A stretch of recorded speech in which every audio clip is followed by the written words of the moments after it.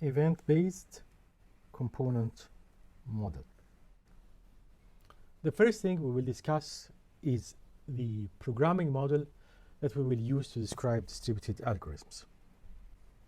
So let us look to first our distributed computing model. We have a set of processes and a network, which is the communication channels. Each process runs a local algorithm. All the local algorithms together constitute our distributed algorithm that implements a service. Each process makes computation steps. Also, as you will see, the network makes computation steps, which to store a message sent by a process and to deliver a message to a process that is stored already in the network. Messages that are circulating in the system trigger computation steps at the receiving process. So let us look at a computation step of a process. So we have a process, the process P. It has an environment and it has a network, and it interacts with the network and the surrounding environment. So it receives messages. This could be from the network, a delivery of a message, or initiation of an application from the environment. And it performs local computations and sends one or more messages to some other processes. So sending messages is like doing external output, external events. So it has input events coming in and output events going out. The network itself also makes communication steps. And exact what is the semantics of a communication step depends on the network abstraction. So it receives a message from a process. This is the case here, the message M. And it can deliver messages to different processes. So here's the case where you deliver a message. So that is the behavior of the network. The network do communication steps, or also are computation steps, and the processes do computation steps. If we look inside a process,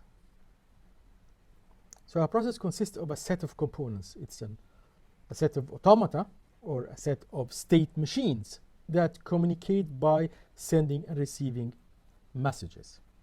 These components are concurrent. Each component receives a message through FIFO input channel, and whenever it receives that message, it will trigger a computation local to the component. It also sends messages to other components.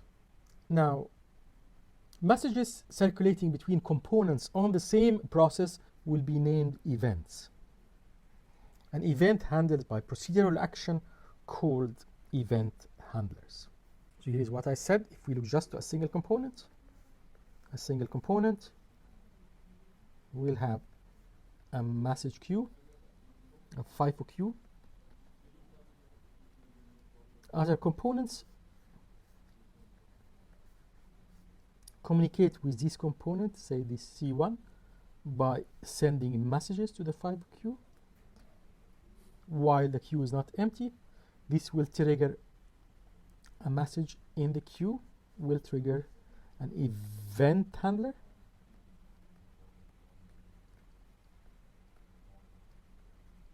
Which is a procedure that can modify the state of the component and can trigger new events or messages. And we said that messages within the same process are called events. So processes executes program. Each program consists of a set of modules or component specification, and they are deployed as components or automata, state machines, and the component in general, in many of the algorithms that we'll see, will form a software stack. And processes execute program by activating handlers. So components interact via events, and events will carry attributes or arguments. And here is the way we specify an event handler. We say on event, here is a specific component we have now, and this is the event, and these are the attributes or the arguments of the event. This is, so an event here could be like a message name. Here you do local computation, and then you can trigger new events to other components, possibly to the same component, but here's an example of triggering an event and sending it to component CO sub j. In event-based programming, events can be almost anything. We have seen messages as events, and this is most of the events we are going to have are messages. But you can have events indicating timers that are triggered regularly or because of some timeout. Or an event could be just a condition on the local state variables of a component. In this case, it says trigger the following event handler and the code or the action if x is equal to 5 and y is less than 9.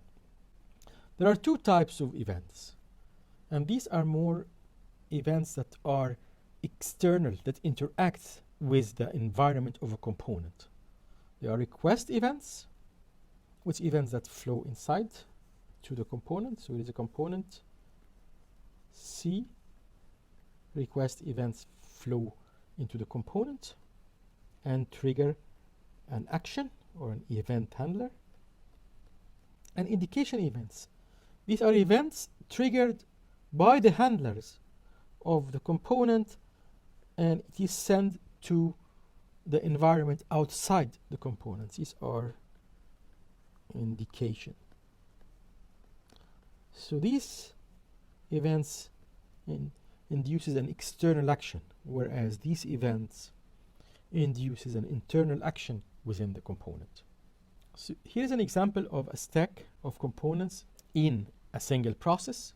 So this is the code within a single process. You have an application component and you have a channel component. And the application component in this case represents a database component. And the service provided here is a commit service. So, and this is part of the algorithm running on that process.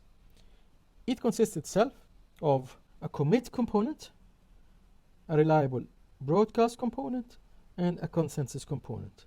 These components communicate locally by events that are delivered in a FIFO order. So there's implicitly a FIFO channel associated with each component.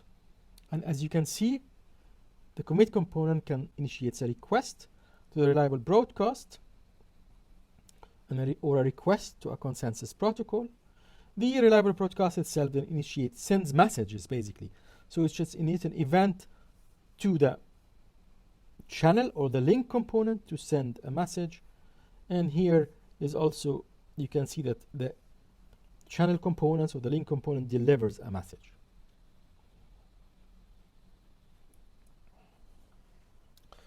As you have seen from this last slide, channels are represented by modules or component specification, and they are instantiated as automata or components. And channels basically have request events, with a request to send to a destination some message with data. So here is a send to a destination, and here is the message with its data. So that is what an input to the channel component. And you have an indication event, which is the delivery from some source, some message to the destination component. So we can see it like this. This is the channel component. Let us call it C.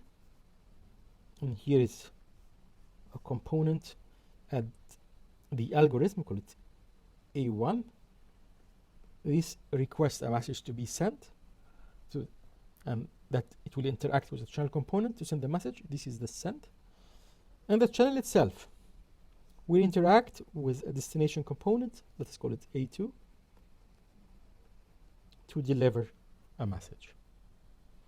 Here's an example of an application which is a broadcast component, which uses channel components to broadcast a message.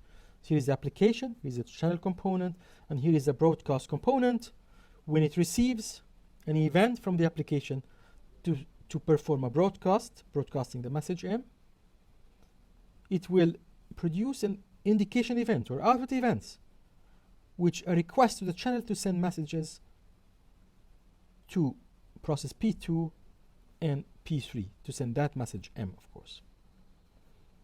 At the destination, the component will deliver the message. Once it delivers the message M, it will trigger an action or an event handler at the broadcast component, and that will deliver then the message to the application.